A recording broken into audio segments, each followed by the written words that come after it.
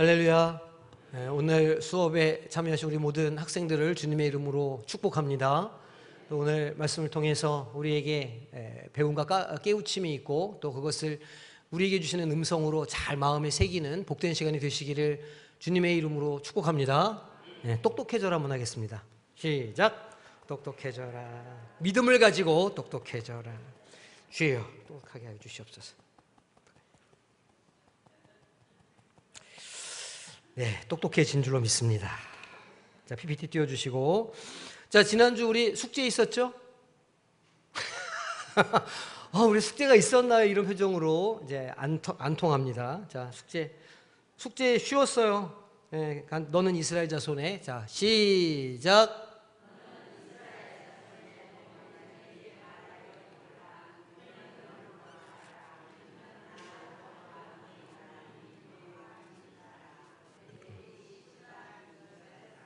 네, 짧은 구절인데 굉장히 뭔가를 길게 하시는 걸로 봐서 열심히 잘 외우신 것 같습니다.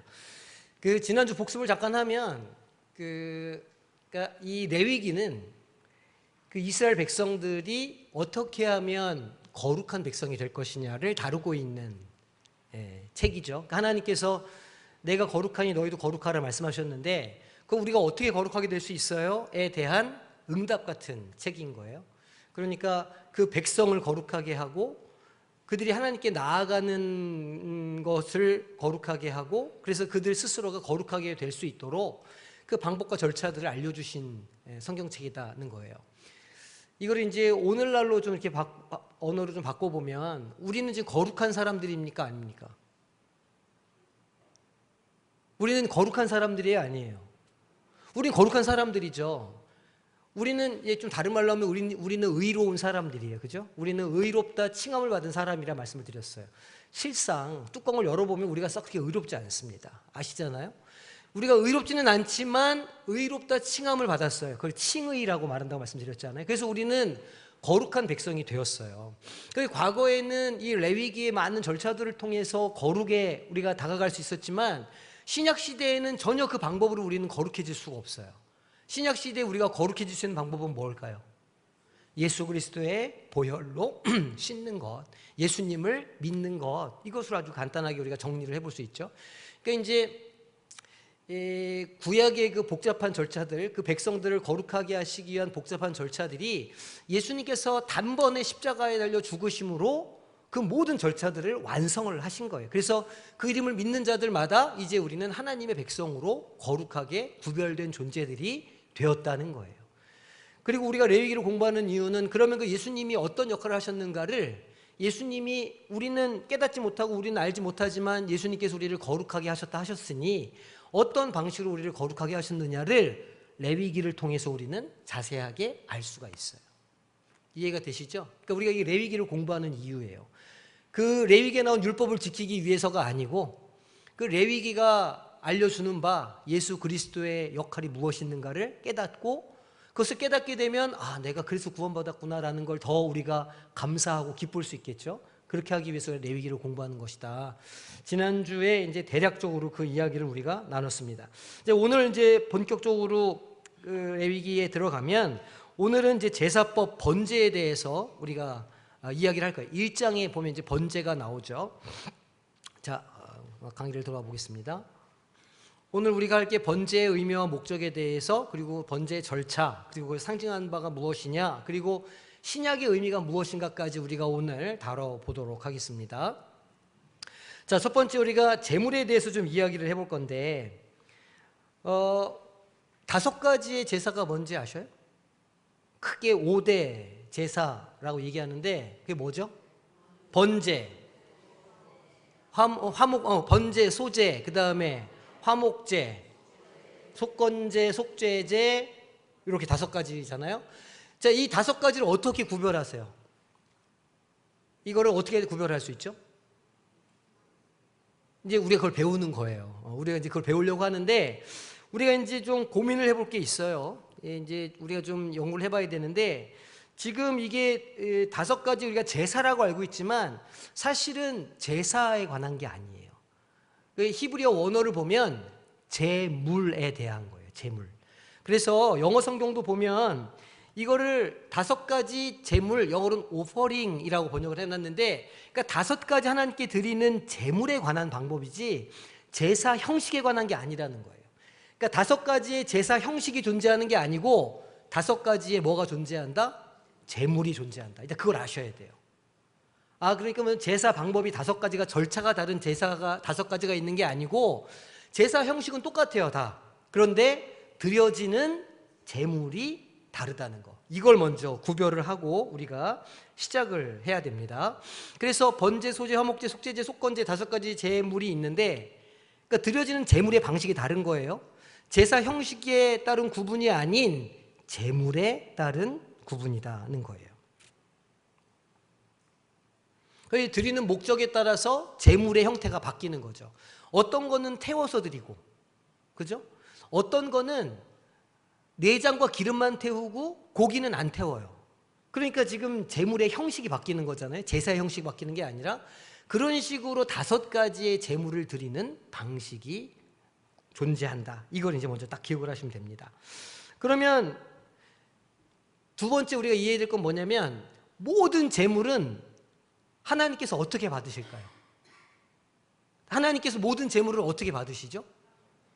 향기로 받으셔요. 모든 제물의 향기를 하나님께 드리려면 어떻게 해야 돼요? 태워야 돼요. 그 태우는 제사 방식을 우리 뭐라고 부르느냐? 화제라고 불러요. 모든 제물은 태워서 향기로운 냄새를 올려드린다. 하나님은 영이시잖아요. 그러니까 우리가 아무리 제물을 잘 이렇게 마이야르 반응 180도에 잘 익혀가지고 좋은 소고기를 해서 이렇게 드려도 하나님이 영이시기 때문에 그 소고기를 받으실 수가 없는 거예요. 그러니까 하나님께서 받으시는 모든 제사는 다 태운다. 5가지 제물 모두 다 태운다. 다 화제로 드리는 거다. 기억하셔야 돼요. 그럼 태우지 않고 드리는 방식이 있나요? 없어요. 하나님께 드리는 모든 제사는 다 태워야 돼요. 다 불태워야 돼요. 아시겠죠? 그러니까 번제, 소제, 화목제, 속건제, 속제제 5가지 제사, 제물 다 어떻게 한다? 태워서 하나님께 드린다. 하나님께서는 그 향을 맡으신다. 제가 이제 고기 굽는 걸 꽤 좋아하거든요. 근데 이제 소고기 같은 게 구우면 육질이 좋은 그 투풀 이런 한우들 있지 않습니까? 그럼 이제 그 기름이 얼마나 널리 퍼져 있는 가로 그 등급을 먹이거든요. 그러니까 그 기름이, 그 소의 기름이 살에 잘 퍼져 있으면 잘 퍼져 있을수록 높은 등급의 고기예요. 그 고기를 불에 탁 올리면 그 기름이 녹는 온도가 있어요. 그게 몇 도일까요? 180도예요. 그걸 마이야르 온도다 이렇게 얘기를 해요. 그럼 그 온도에서 기름이 녹을 때 우리가 아는 그 향기가 고기에서 나는 거예요. 어떤 향기인지 아십니까? 그 소고기 칙 하면서 연기가 싹 올라올 때 그 있잖아요. 하나님께서 그 향을 받으신다는 거. 우리만 좋아하는 게 아니에요. 하나님께서는 그 향을 꽤 기뻐하신다는 걸 기억을 하셔야 돼요. 다 태워서 올려드린다는 걸 기억하셔야 되고, 그 다음에 세 번째 우리가 중요하게 다뤄야 될 게 뭐냐면, 화제를 할 때, 그러니까 태울 때 고기만 태우는 게 아니에요. 같이 태우는 게 있어. 그게 뭐냐면 전제. 전제는 포도주를 태우는 거예요. 그리고 소제. 소제는 곡식 가루를 태우는 거예요. 그러니까 이 5가지의 제물을 태울 뿐만 아니라 거기에 뭐도 태운다고요?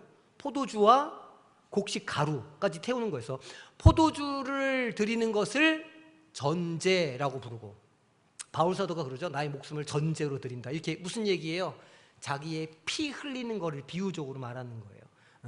전제라고 하고 곡식 태우는 걸 소제라고 불러요. 이해되시죠? 자, 5가지의 제물은 모두 다 어떻게 한다? 태운다. 근데 고기만 태운다?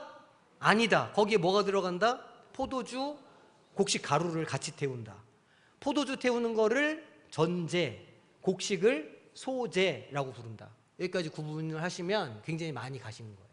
이해되셨죠? 여기까지 이제 오셨어.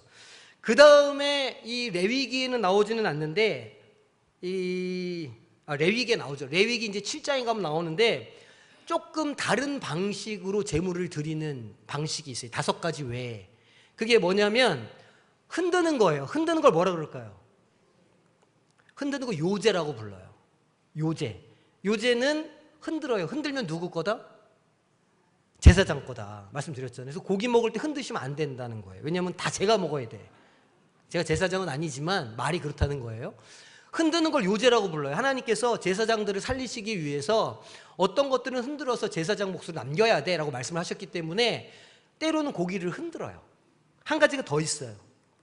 거제, 손으로 올려요. 위로. 흔들거나 고기를 위로 올리거나 하면 누구 거라고요? 제사장 거. 그러니까 제사장, 하나님의 그 제사장들, 레위인들을 먹여 살리시기 위해서 하나님께서 제물들의 일부를 흔들거나 올려서 레위인의 몫으로 남겨둘 수 있도록 만드셨어요.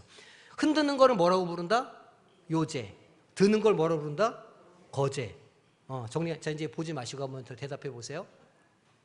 보지 말고. 자, 포도주를 하는 거 뭐라고요? 아, 참, 그렇지. 아이, 그렇지. 여기 나와 있네. 아이, 그 얘기를 하고 그러세요. 그냥 모른 척하고 그냥. 자, 포도주 뭐라고요? 번제. 곡식 가루. 소재. 흔드는 거. 그 다음에 드는 거. 5가지 뭐라고요? 번제, 소제, 화목제, 속건제, 속죄제. 오케이. 잘했어요. 자꾸 제가 이렇게 반복할까요? 왜 외우게 하려고 그럴까요, 제가? 시험 안 봅니다. 두려워하지 마세요. 시험 안 볼 거예요. 시험 안 볼 거니까 두려워하지 말고. 자, 넘어갑니다. 요게 이제 기본적인 상황이기 때문에 우리가 레위기 공부하면 이런 용어들에서 나올 때, 이게 뭐구나라고 일단 아시면 돼요. 그래서 이거를 하는 거예요. 기본적인 이게 이제 방법이에요. 자, 그러면 두 번째, 번제는 도대체 그러면 어떤 방식으로 제물을 우리가 손질을 하는 건가를 이제 우리가 볼 겁니다. 번제는 무엇인가? 번제는 이 하나님께 온전히 어떻게 드릴까요? 태워서. 하나님께 온전히 태워서 드리는 제사예요. 근데 온전히 태운다는 건 어떤 의미냐면 제물을 다 태운다는 뜻이에요. 내장, 기름, 살 할 거 없이 싹 태운다, 그런 의미예요. 번제는.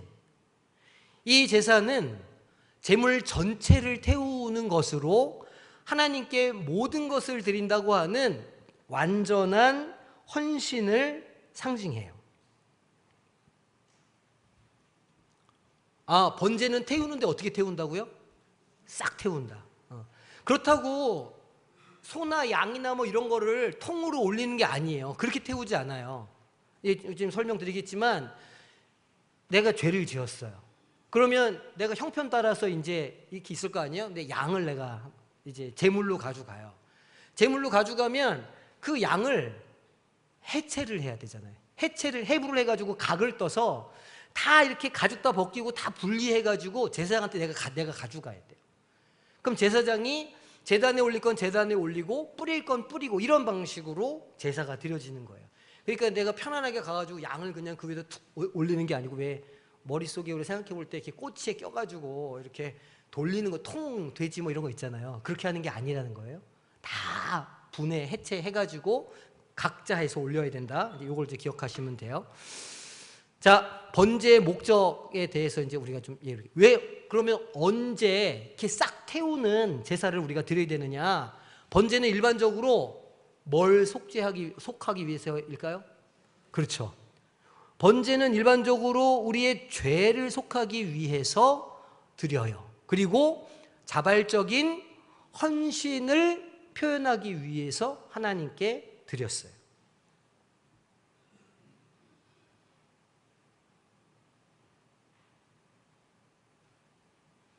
그러니까 내가 1년에 한 번씩, 그러니까 평상시에 내가 알고도 짓고 모르고도 짓고 이런 죄가 있을 거 아니에요? 그러면 번제를 드리는 거예요. 그래서 내가 알고도 지은지 모르고도 지은지 하나님께서 다 용서해 주시기를 구하면서 싹 태워가지고 드려요. 하나님께서 그걸 이제 용서해 주신다는 의미가 거기에 있는 거죠. 그러면 번제물의 종류와 특징이 있을 거예요. 번제물로 사용될 수 있는, 예수님 더 잘 얘기, 저건 잘못 나온 거예요. 저건 신경 쓰지 마세요. 번제물로 사용될 수 있는 동물은 반드시, 그렇죠, 흠이 없는 수컷이어야 해요. 번제로 드릴 제물은, 번제용 제물은 흠이 없는 수컷으로 한다. 기억하시면 돼요. 그 제물로는 무엇으로 사용되냐면 소 되고요, 양 되고, 염소, 비둘기 돼요. 이거는 각각 동물은 예배자의 무엇에 따라서 이렇게 선택하게 될까요? 경제적인 상황에 따라서. 그러니까 우리 하나님은 우리 각자의 형편을 다 아시는 분이시고 우리를 다 이해하시는 분이신 거예요. 그러니까 막 가난한 사람이 막 소나 양을, 염소를 막 가져오게 이렇게 안 하셨단 말이에요. 비둘기는 그때도 날아다니는 거 이렇게 잡아가지고 이렇게 하면 그렇게 되게 했다는 거죠. 그래서 소나 양이나 염소나 비둘기 수컷으로 할 수 있는데, 이 예배자의 경제적인 상황에 따라서 그것을 드릴 수가 있었다는 거죠. 정리해보면 번제에 나아가는 제물은 수컷이어야 되고, 흠이 없는 수컷, 소, 양, 염소, 비둘기 중에 경제적인 형편에 따라서 드리면 됐고, 드릴 때에는 다 해체를 해서 그렇게 드려야 된다. 그 이야기를 이제 우리가 넘어서 해볼게요. 그러면 번제의 절차가 어떻게 될까? 순서가 어떻게 되느냐? 요거를 좀 살펴봅시다. 첫 번째, 제물의 선택인데, 번제에 사용될 제물은 우리가 지금 봤죠? 번제에 사용될 제물 뭐라고요? 소, 양, 염소, 비둘기. 소, 양, 염소, 비둘기 수컷으로 무슨 제사, 무슨 제물? 번제물이다. 이렇게 기억하시면 돼요. 무슨 시험 볼 것 같이 그렇게 하죠, 그죠? 약간 불안하게 막 시험 볼 것처럼 이렇게.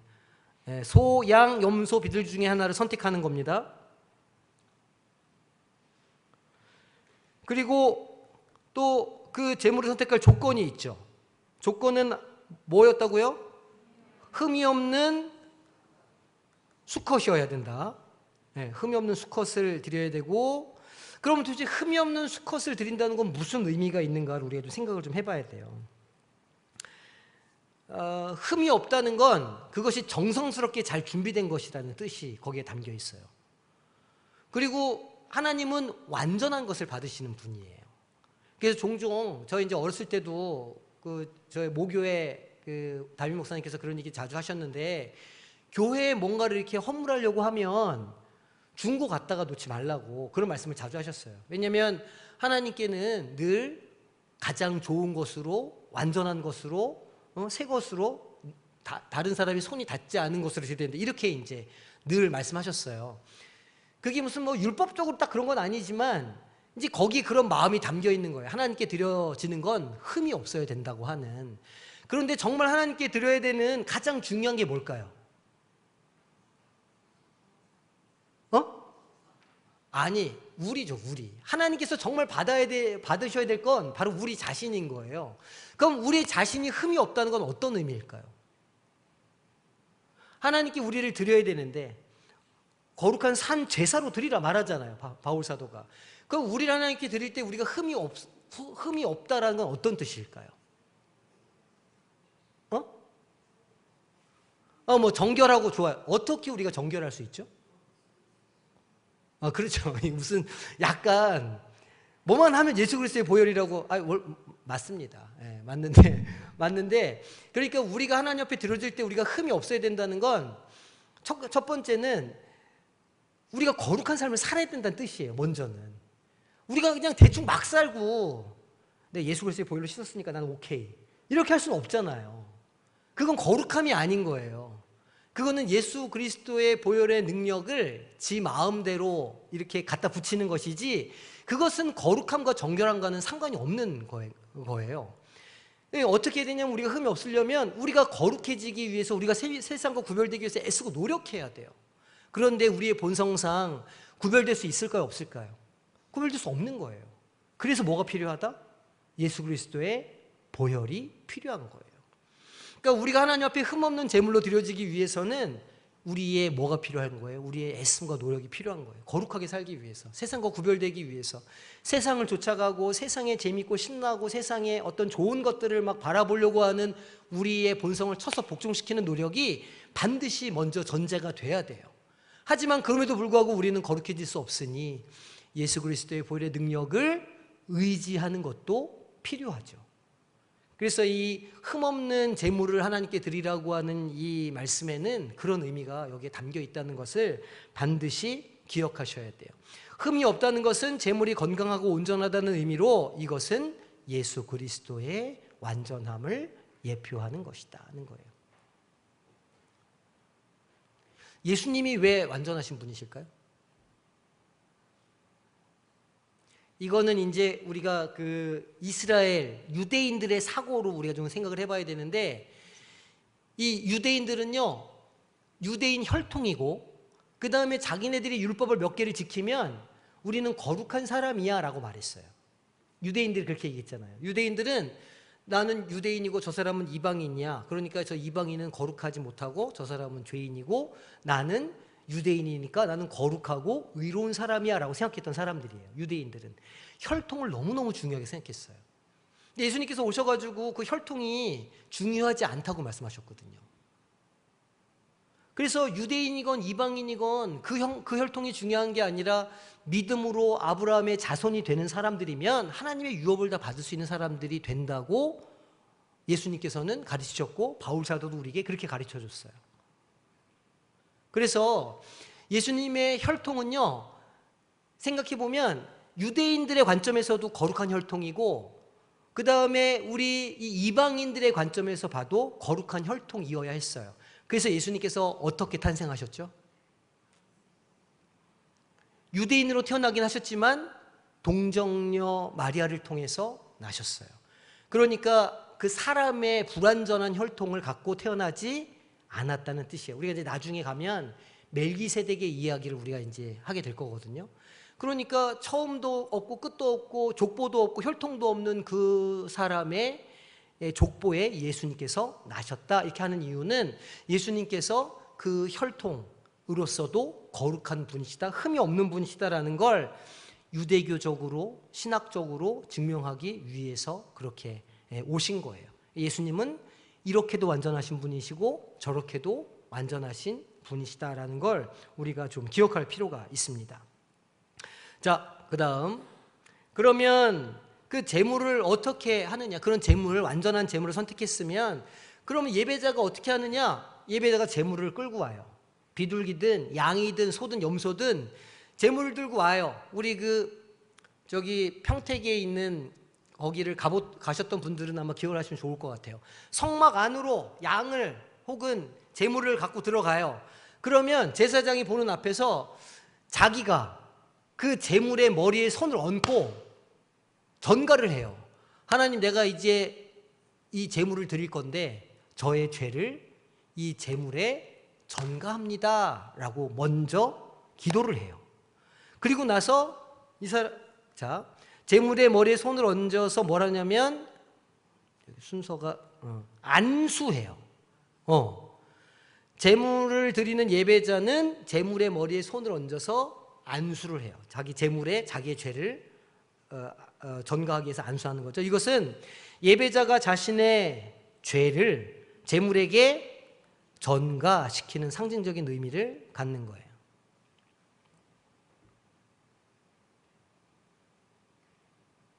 그러니까 그 죄 전가의 안수가 딱 이루어지면 죄가 제물에게 다 가요.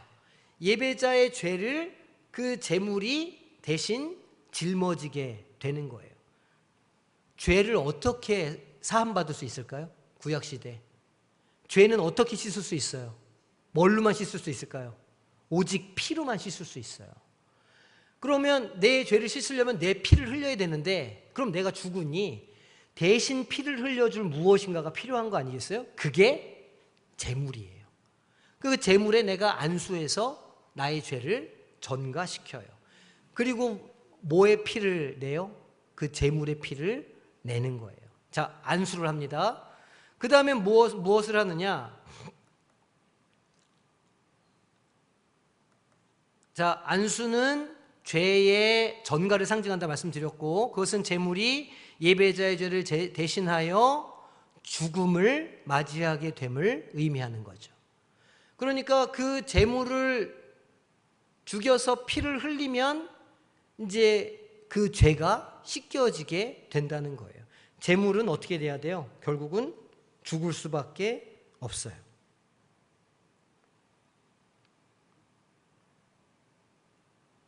그래서 누가 죽으셨어요? 예수님이 죽으셨어요. 누구의 죄 때문에? 네, 나의 죄 때문에. 나의 죄 때문에 제물이 되셨어요. 반드시 죽어야 하니까, 반드시 피 흘림이 있어야 하니까. 피를 어디서 흘리셨죠? 십자가에서 흘리셨어요. 피와 물을 다 쏟으셨어요.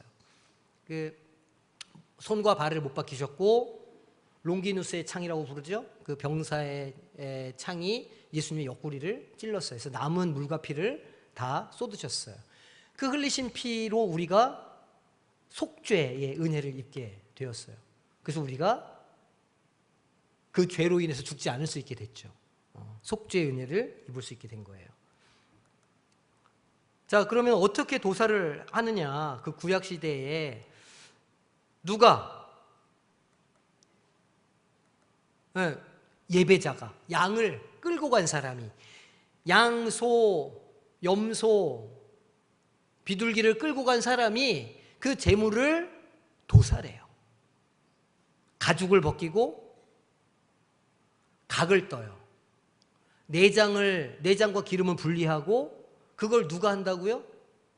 그 사람이, 죄진 사람이, 죄가 있는 사람이.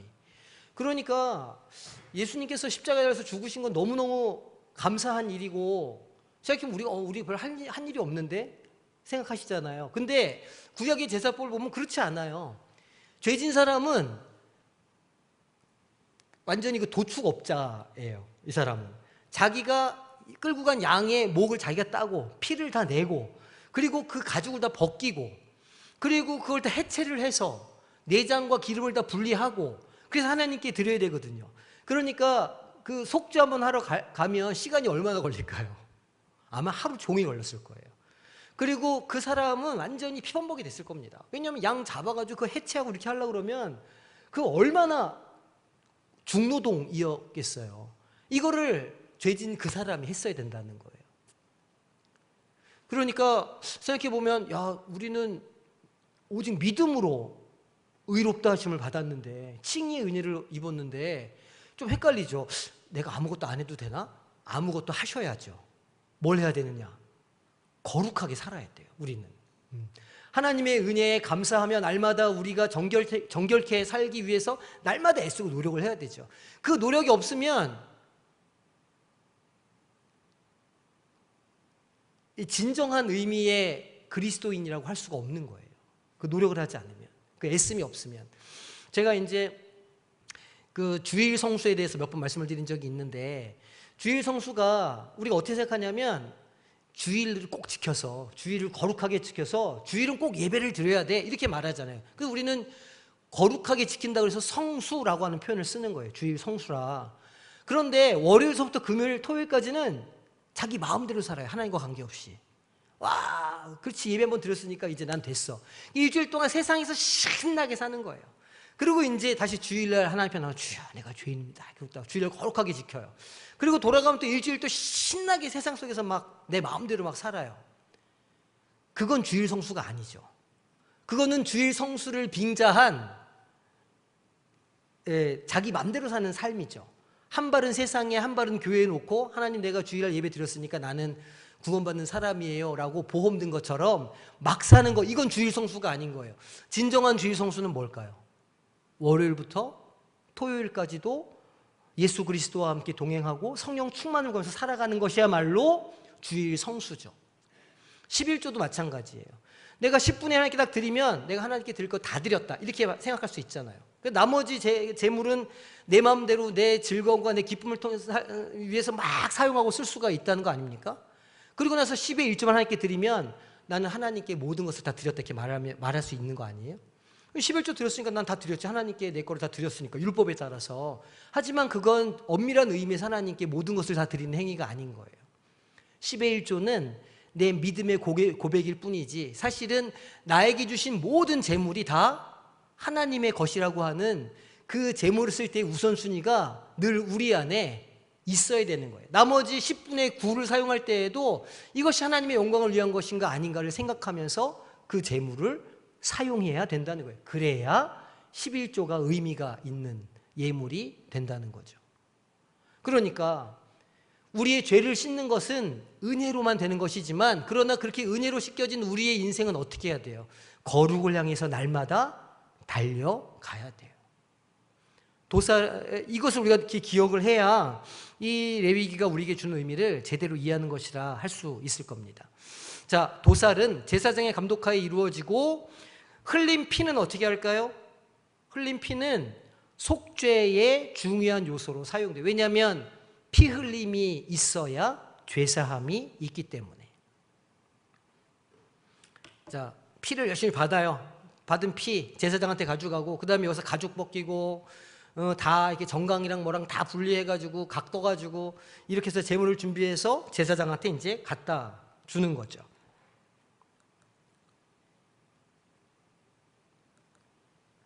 자, 피가 무엇을 상징한다고요?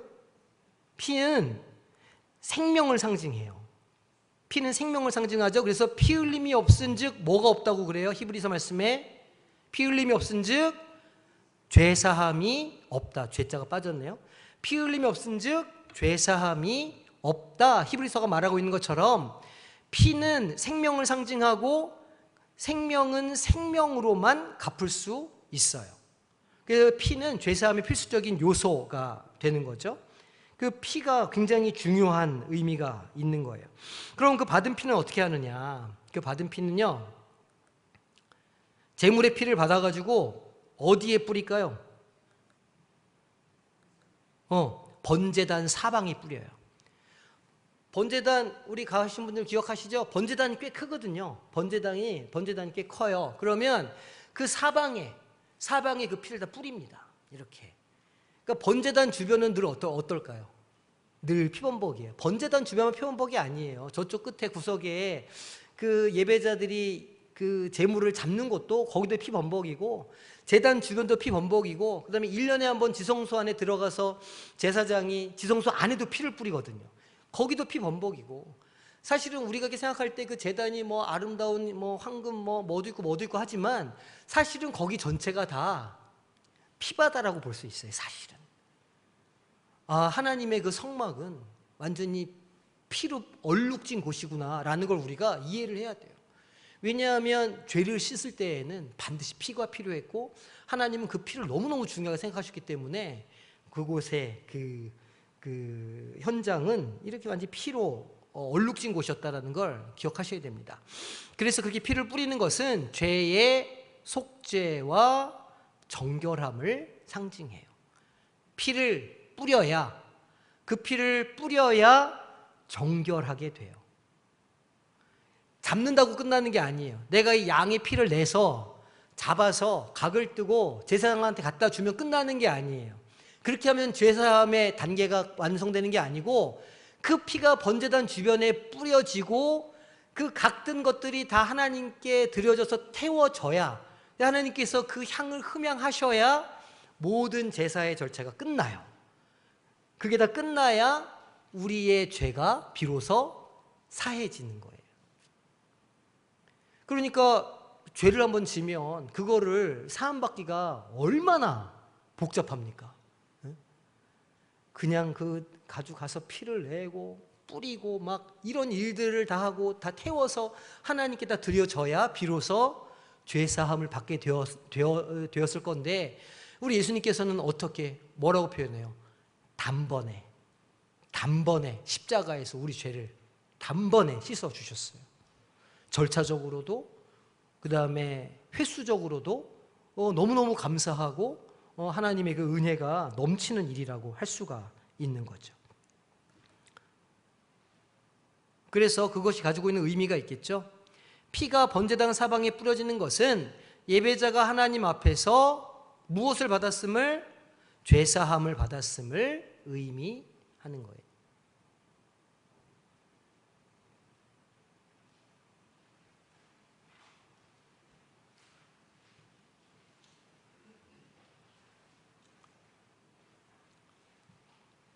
그리고 오늘 우리가 이제 레위기 1장 5절을 읽었는데 6절에 보면 1장 6절을 보면 그는 또 그 번제물의 가죽을 벗기고 각을 뜰 것이요 이렇게 나오거든요. 그러니까 이렇게 그 제사 가운데 나아갈 때 이 예배자가 하는 그 행동들에 또 의미가 좀 있어요. 제물의 내장과 정강이는 물로 깨끗이 씻으라 이렇게 말씀하시거든요. 그러니까 피 묻은 제물을 깨끗하게 씻으라는 거예요. 피는 다 내가지고 이제 제단에 뿌렸고 그 다음에 하나님께 드릴 제물을 깨끗하게 만들어가지고 정리해서 하나님께 드리라는 거예요. 이 과정은 제물의 순결과 정결을 상징하는 거죠. 하나님께 제물이 드려질 때에는 깨끗하고 순결하게 준비되어야 한다는 것을 말해주고 있어요.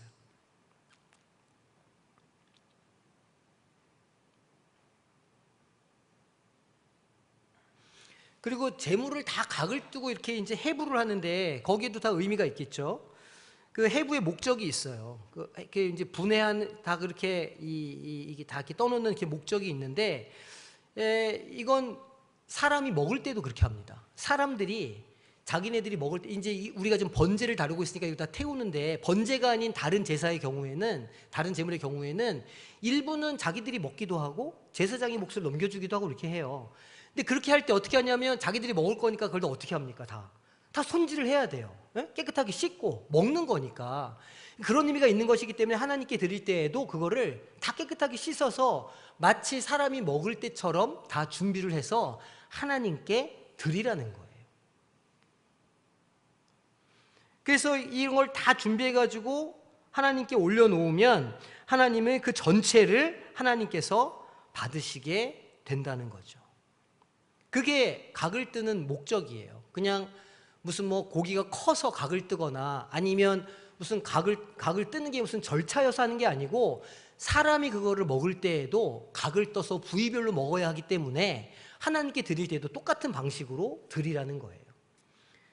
우리가 하나님 앞에 무엇인가를 드릴 때요, 나에게 필요 없고 쓸모없는 걸 드리는 게 아닙니다. 나에게 남아서 드리고 나에게 필요 없어서 드리는 게 아니에요. 내가 교회에 어떤 걸 헌물을 하거나 뭔가 이렇게 드리려고 할 때, 이거 좀 이제 나에겐 별로 쓸모가 없어서 나에게 좀 남은 거여서 드려요. 이게 아니라는 거예요. 어떻게? 나에게도 필요하고 나에게도 중요한 것이지만 그것을 역시 하나님께서도 중요하게 받으시니 그거를 드릴 수 있어야 된다는 거예요. 남아서 하는 게 아니다. 하나님의 일은 남아서 하는 게 아니고 모자라도 나에게 중요한 것이어도 그래도 하나님께도 중요한 것이기에 그것을 드려야 된다는 거를 우리가 여기에서 배울 수가 있는 거죠. 자, 이제 그렇게 해서 다 드려졌어요. 그렇게 드리면 이제 피는 뿌렸고 나머지 제물을 태워요. 제물의 모든 부분은 제단 위에서 완전히 태웁니다. 번제물의 경우에. 태워진 제물은 화제죠. 태우는 제사를 화제라고 부르죠. 이것은 하나님께 올려지는 불로 드리는 제사를 말해요. 화제. 그러면 하나님은 그 탄 것을 좋아하시는가? 그게 아니고 태울 때 나는 연기를 받으시는 거죠. 그래서 향기로운 냄새를 받으신다. 번제에서 제물이 태워지며 올라온 향기는 하나님께 향기로운 냄새로 상달되죠. 그리고 그렇게 연기를 하나님께서 받으시면 하나님께서 그 제사를 기쁘게 받으신다는 의미가 돼요. 죄를 사해 주셨다라고 하는 선언이 되는 것이죠.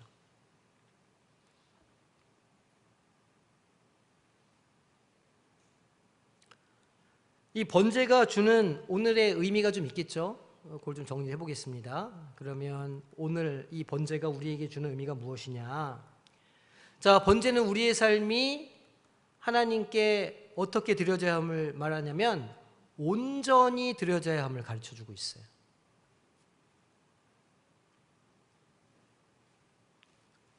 아까도 말씀드린 것처럼 남는 거, 뭐 이렇게 좀 나한테 여유가 있는 거, 이런 거를 그렇게 해서 드리는 게 아니고 나에게도 필요하고 중요한 것을 하나님께 드리는 것이다. 그게 번제의 의미다는 거예요. 우리의 시간과 재능, 재물뿐만이 아니라 우리의 마음, 뜻, 그리고 모든 행동까지 포함하는 거죠. 왜 제가 이제 고르반 말씀드렸었죠? 설교할 때. 고르반이 뭐냐면 부모님을 봉양해야 되는데 유대인들이 부모님한테 봉양할 어떤 것을 내가 하나님께 드리는 거예요. 그러면 고르반, 그걸 고르반이라고 하는데 그렇게 하면 부모에게 줄 몫을 안 줘도 된다는 거예요. 유대인들이 그런 율법을 만든 거죠. 그러니까 부모한테 봉양할 책임을 안 지면서 자기 할 일은 다 했다고 핑계대기 위해서 고르반이라고 했다는 겁니다. 순 못된 놈이죠. 그렇게 살면 안 되잖아요. 그런데 우리가 하나님 앞에 나아갈 때 우리가 주일 성수를 합니다. 11조를 드립니다. 라고 말은 하는데 우리의 마음은 드리지 않아. 일주일에 우리의 삶은 하나님께 드리지 않아요. 그러면 그게 고르반과 무슨 차이가 있느냐는 말이에요.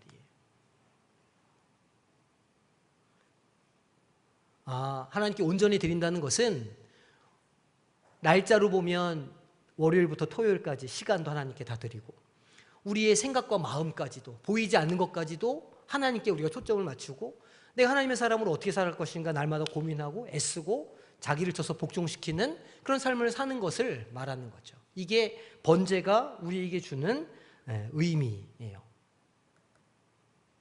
자, 로마서 12장 1절 말씀을 함께 읽어보겠습니다. 그러므로 형제들아 내가 하나님의 모든 자비하심으로 너희를 권하노니 너희 몸을 하나님이 기뻐하시는 거룩한 산 제물로 드리라. 이는 너희가 드릴 영적 예배니라. 라고. 너무 잘하는 말씀이잖아요. 하나님께서는 어떤 걸 기뻐하신다고요? 산 제물을 기뻐하시는데 그 산 제물이 뭐라는 거예요? 우리의 전부를 하나님께 드리는 것. 우리가 살아있는 제물이라는 뜻이잖아요. 우리에 있는 모든 것을 하나님께 다 드리는 것. 그것이야말로 우리가 드릴 하나님께서 흠양하실 만한 예배라는 거예요. 우리가 주일날 모여서 신나게 찬양하고 1시간 예배 드리는 거 하나님께서 받으시지만 그런 하나님께서 진정으로 기뻐하시는 예배는 우리 전부를 드리는 예배라는 것. 이걸 표현하고 있는 거죠. 한 가지 더, 오늘날의 예배에서 우리는 번제의 원리를 적용해서 하나님께 드리는 예배와 헌신이 전적인 것, 일부가 아니고 우리의 전적인 헌신과 순종을 담고 있어야 한다는 것을 우리가 이것을 통해서 알 수 있다는 거죠.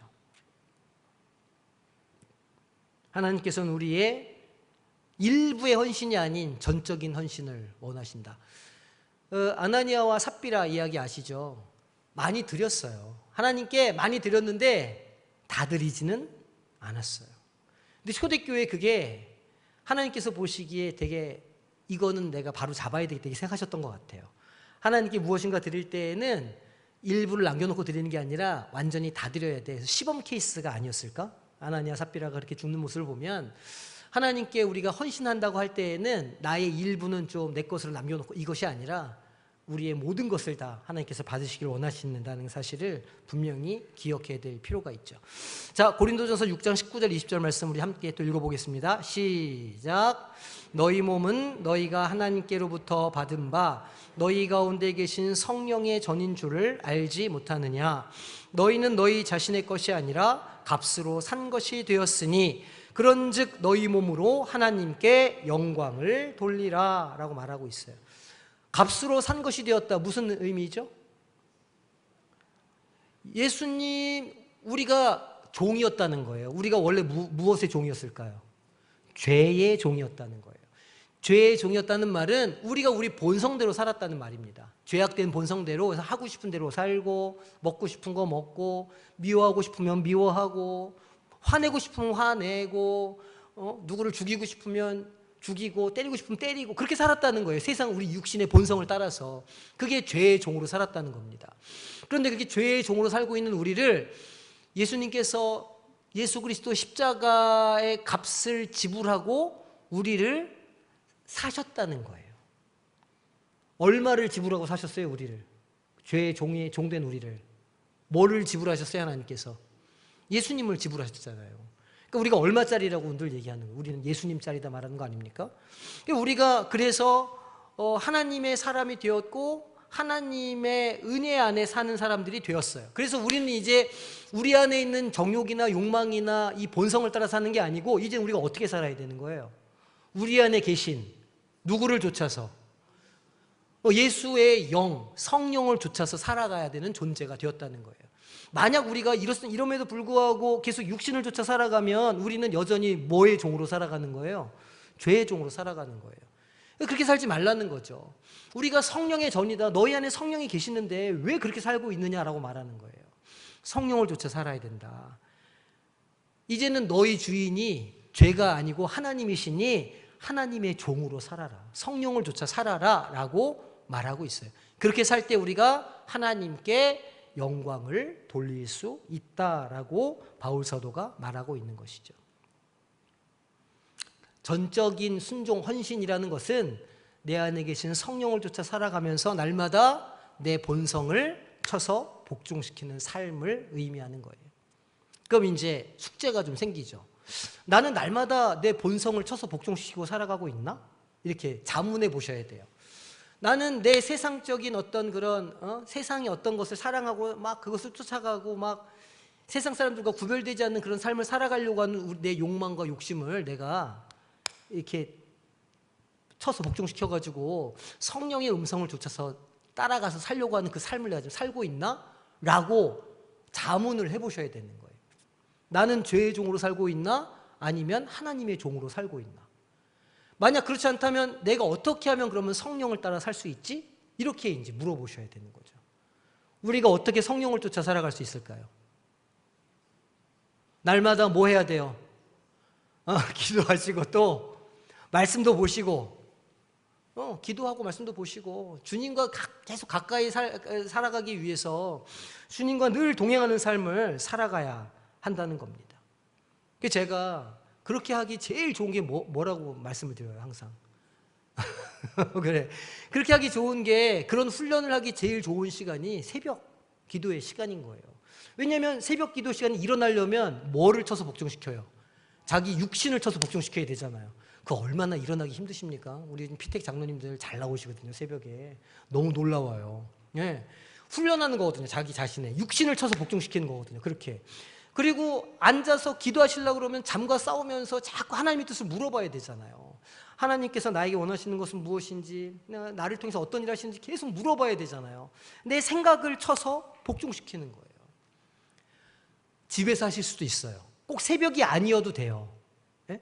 그런데 30분씩 아무런 방해도 받지 않고 내가 하나님과 이렇게 맨날 교제하고 있어요 라고 하시는 분들도 있을 수 있지만 그게 쉽지 않기 때문에 그래서 아무런 방해를 받지 않는 새벽 시간이 우리가 훈련하기에 가장 좋은 시간이다 말씀을 드리는 거예요. 제가 새벽 예배 나오라고 드리는 말씀이 아닙니다. 네? 우리의 그 영혼이 하나님께 더 가까이 가게 하기 위해서 네? 반드시 하나님과 교제하는 시간을 만드셔야 된다. 날마다. 아시겠죠? 새벽이 아니어도 돼요. 하지만 새벽이 가장 효율적이다 말씀을 드립니다. 자, 현대적으로 우리가 적용을 좀 해볼 수 있겠죠. 같은 얘기예요. 번제를 통해서 우리는 하나님께 우리의 삶을 완전히 헌신해야 함을 배울 수 있고요. 이것은 요거 먼저 봐요. 자, 요한일서 1장 9절 말씀 함께 읽겠습니다. 자, 시작. 만일 우리가 우리 죄를 자백하면 그는 미쁘시고 의로우사 우리 죄를 사하시며 우리를 모든 불의에서 깨끗하게 하실 것이요. 아멘. 그러니까 우리가 날마다 우리의 죄를 고백해야 되는 거죠. 과거에는 양, 소 이런 거를 우리가 그렇게 했어야 했지만 이제는 예수 그리스도의 그 보혈을 의지하면 돼요. 우리가 잘못했을 때마다 우리가 자범죄를 지을 때마다 하나님 앞에 나가서 주님 나의 죄를 용서해 주시옵소서라고 고백하면 우리 죄를 씻어 주신다는 거예요. 어떤 죄를 지었건 어떤 반복적인 죄든지 간 하나님 앞에 날마다 나아가면서 그 죄를 고백할 수가 있다는 것이죠. 그럼 그렇게 하면 어떻게 하신다는 거예요? 우리를 깨끗하게 만들어 주신다는 거예요. 진짜 감사한 일이죠. 이것은 겉모습이 아니라 우리의 겉모양, 아니라 우리 마음 깊은 곳에서 우러나온 헌신과 순종의 결단을 요구하는 거죠.